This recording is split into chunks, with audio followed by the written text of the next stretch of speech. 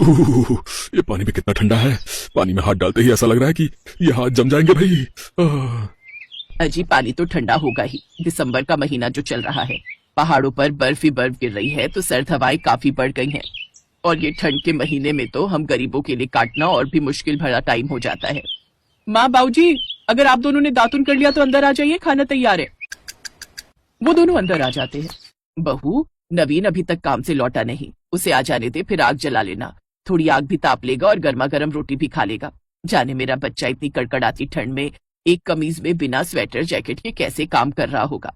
ये कहानी है एक गरीब परिवार की, जिसमें सास ससुर बेटा बहू और उनके 2 बच्चे गुड्डी और मुन्ना रहा करते थे। उनका बेटा नवीन पढ़ा लिखा नहीं था, इसलिए वो गिट्टी तोड़ने और ईंट ढोने का काम करता था, जिससे वो जैसे तैसे अपना और अपने परिवार का गुजारा चला रहा था।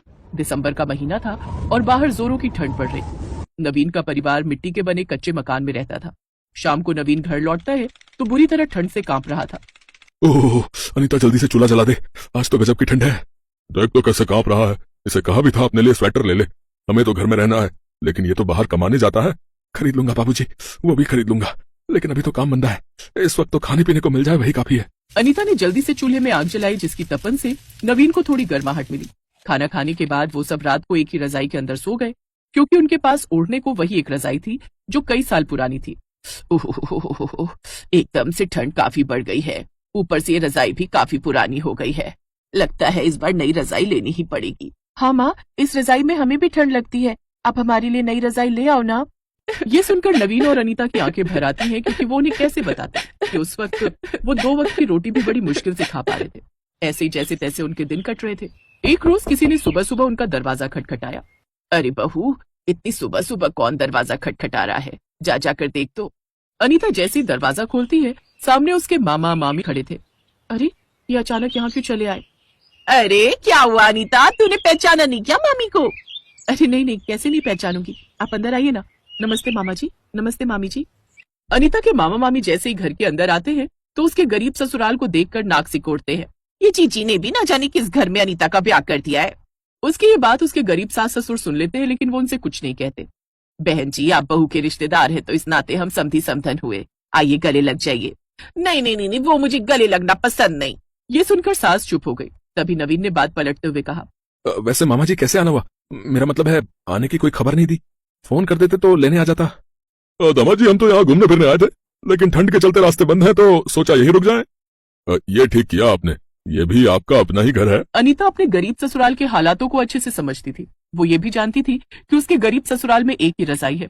ऐसे में यूं अचानक मेहमान का चले आना उनकी परेशानी बढ़ा देगा। फिर अनीता ने सबके लिए दाल रोटी बनाई, जिसे खाने के बाद रोहन बोला, मम्मी, मुझे नींद आ रही है। बहू, सब काम छोड़कर पहले मेहमानों के लिए बिछौना लगा दे। जी माँ जी। फिर अकेले में जाकर अनीता अपनी सास से, माँ जी, इनको ओढ़ने के लिए मैं क्या दूं? बहू, ऐसा कर, हमारी रजाई तू उन्हें दे दे। भले ही वो बिन बुलाए मेहमान है, लेकिन है तो रिश्तेदार ही, और फिर 2-4 दिन की तो बात है। हम उनके सोने के बाद रजाई ओढ़कर सो जाएंगे, और ऐसे में नवीन को नई रजाई लाने के लिए बोलना भी ठीक नहीं है, उसके पास वैसे ही पैसे कम है। फिर अनीता मेहमानों के लिए गद्देदार बिछौना लगाकर उन्हें अपनी रजाई ओढ़ने को देती है और खुद चटाई बिछाकर उस पर बोरी ओढ़कर सो जाते हैं। अगली सुबह अनीता पड़ोस से जाकर उनके आंगन से थोड़ी मेथी तोड़कर ले आई, फिर उसके पराठे बनाकर मेहमानों को खिला दिए। ऐसे ही 2 दिन बीत गए।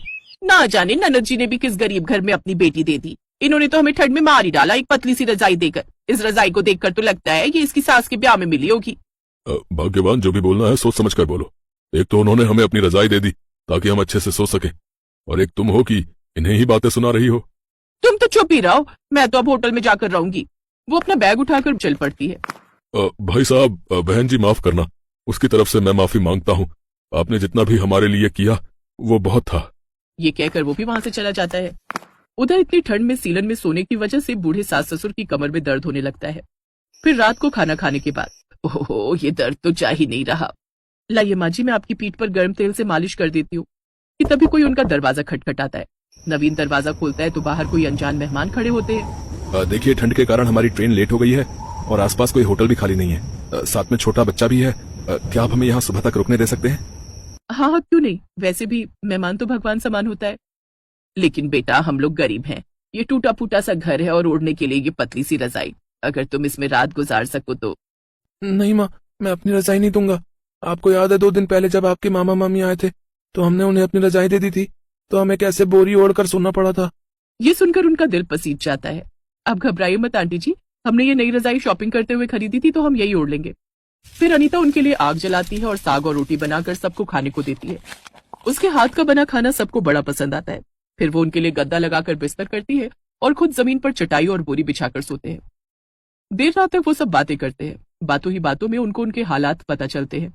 फिर अगली सुबह नवीन भाई साहब, ये आप कुछ पैसे रखिए और ये रजाई हमारी तरफ से आपके लिए। आपने जो कल रात हमारे लिए किया उसका एहसान तो हम नहीं चुका सकते, लेकिन हाँ, क्या पता इससे आपकी कुछ मदद हो जाए। अरे वाह, नई रजाई, फिर तो हमें कभी ठंड नहीं लगेगी। हाँ मुन्ना, अब तुम्हें ठंड नहीं लगेगी। वो उनका शुक्रिया अदा करते हैं, जिसके बाद वहां से चले जाते हैं। नवीन उनमें से कुछ पैसों से अब हीटर ले आता है और कमरे में जला देता है। साथ ही रात को वो सब अब नई रजाई ओढ़कर सोते, जिससे अब उन्हें ठंड नहीं लगती।